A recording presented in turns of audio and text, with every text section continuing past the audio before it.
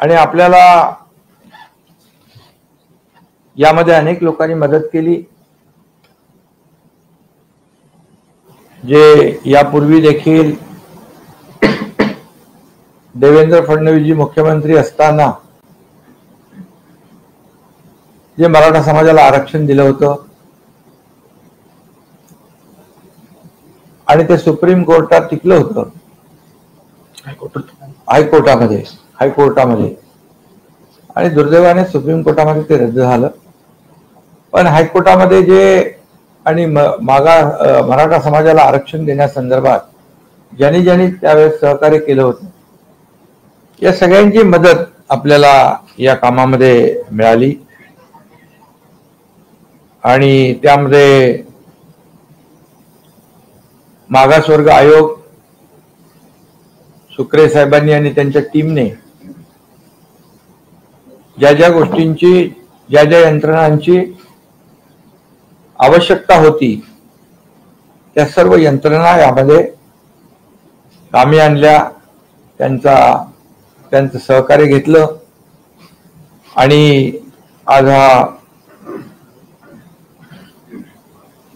अतिशय महत्वाचा असा अहवाल या ठिकाणी शासनाला त्यांनी सुपूर्द केलेला आहे. सदर अहवाल मंत्रिमंडळाच्या बैठकीमध्ये ठेवला जाईल आणि त्यामध्ये सादर करून शासन निर्णय घेईल. आणि त्यासाठी विशेष अधिवेशन 20 फेब्रुवारीला आपण जाहीर केलेला आहे. त्या अधिवेशनामध्ये या बाबतीमध्ये चर्चा होईल. या कामामध्ये जिल्हाधिकारी, विभागीय आयुक्त, मनपा आयुक्त आणि त्यांची सगळी टीम ही काम करत होती आणि जवळपास 2.25 कोटींपेक्षा जास्त कुटुंबांचं सर्वेक्षण यामध्ये करण्यात आलं. त्यामुळे मी पुन्हा एकदा सांगतो की आदरणीय सुक्रे साहेब आणि त्यांच्या टीमचं मनापासून मी अभिनंदन करतो. ज्या पद्धतीने काम झालेलं आहे त्यामुळे आम्हाला शासनाला विश्वास आहे की मराठा समाजाला शैक्षणिक आणि सामाजिक मागासलेपणावर टिकणारं, कायद्याच्या चौकटीत बसणारं आरक्षण ओबीसीला कोणताही धक्का न लावता, इतर समाजावर कुठलाही अन्याय न करता या ठिकाणी मराठा समाजाला देय असलेलं टिकणारं आणि कायद्याच्या चौकटीत बसणारं आरक्षण देता येईल, मिळेल असा विश्वास आम्हाला वाटतो.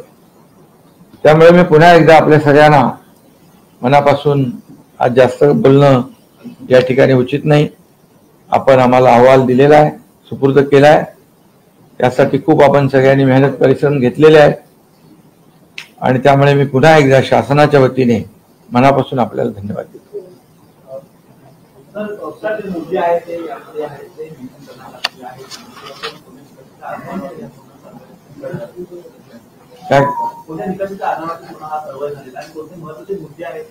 ते आता अहवाल आमच्याकडे आलाय, अहवाल आता आम्ही मंत्रिमंडळाच्या बैठकीत ठेवू, त्यानंतर याच्यामध्ये सगळ्या गोष्टी स्पष्ट होतील. मराठा समाजाला आरक्षण मिळाल्यानंतर जे आता ओबीसी मध्ये काही मराठा समाजाची लोक म्हणजे कुटुंब आहेत ते ओबीसी मध्ये गेलेले आहेत. आता हे जे मराठा समाजाचं स्पेशल आरक्षण असेल ते त्यांना लागू होईल का? नाही, याच्यामध्ये मराठा समाजाला आरक्षण आपण देताना जे तुम्ही म्हणाला ते कुणबी दाखल्यांचा विषय, ज्याच्या जुन्या नोंदी कुणबी आहेत 1967 पूर्वीच्या, त्या जुन्या नोंदीचा कायदा आहे पूर्वीचा, आपण काय नवीन केलेला नाही. आणि त्याप्रमाणे जुन्या नोंदी ज्या आहेत त्याचा वेगळा नियम आहे, कायदा आहे. आता हे मराठा आरक्षण जे आहे हे आरक्षण पूर्णपणे ज्यांना कुठल्याही नोंदी नाहीत आणि जे आपण पूर्वी मराठा समाजाला आरक्षण दिलं होतं त्याप्रमाणे हे आरक्षण देण्याचा निर्णय सरकारने घेतलेला आहे. सर, मागच्या काळात सुप्रीम कोर्टाने काही त्रुटी ज्या आहेत त्या दाखवल्या होत्या, त्या त्रुटी आता या अहवालात दूर झालेल्या आहेत. आता तेच अहवालामध्येच ते आता आयोगाने काम केलं ना, म्हणून तर मी त्यांना धन्यवाद दिले की ते सगळं त्यांच्या समोर होतं. त्याच्यावर मी आज बोलणं उचित नाही. सीएम साहेब पहिले कॅबिनेट समोर मांडतील, पहिला अधिकार कॅबिनेटचा आहे, कॅबिनेट त्याच्यावर सविस्तर चर्चा करेल, मग त्यातले जे मुद्दे आहेत ते सीएम साहेब आपल्या पुढे नंतर देतील सगळे.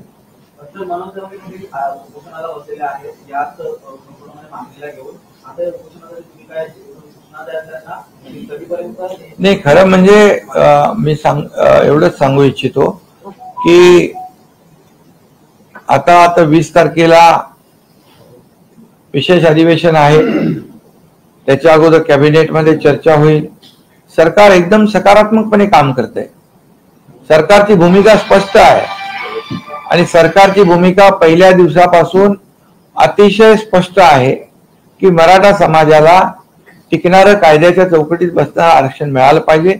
ओबीसी समाजाला, इतर समाजाला धक्का न लागता ते मिळालं पाहिजे, ही भूमिका आहे. आणि त्याप्रमाणे ज्या जुन्या कुणबी नोंदी तपासण्याचं काम देखील आंदोलकांच्या मागणीनुसार केलं. जस्टिस शिंदे कमिटी अपॉइंट केली आणि त्याप्रमाणे कुणबी नोंदी देखील सापडल्या, त्यांना प्रमाणपत्रही त्या ठिकाणी देण्याचं काम सुरू केलं होतं. आणि त्यामुळे एक सकारात्मक सरकार असताना आंदोलनाची भूमिका घेणं मला वाटतं उचित नाही आणि त्यामुळे त्यांनी आंदोलन देखील मागे घेतलं पाहिजे. आज जेव्हा काही त्याच्यामध्ये अडथळे होते, काही बाबी अस्पष्ट होत्या अगोदरच्या GR मध्ये, त्या देखील आम्ही सुटसुटीत सुलभपणे दाखले कसे मिळतील ज्यांच्या कुणबी नोंदी जुन्या आहेत त्यांना.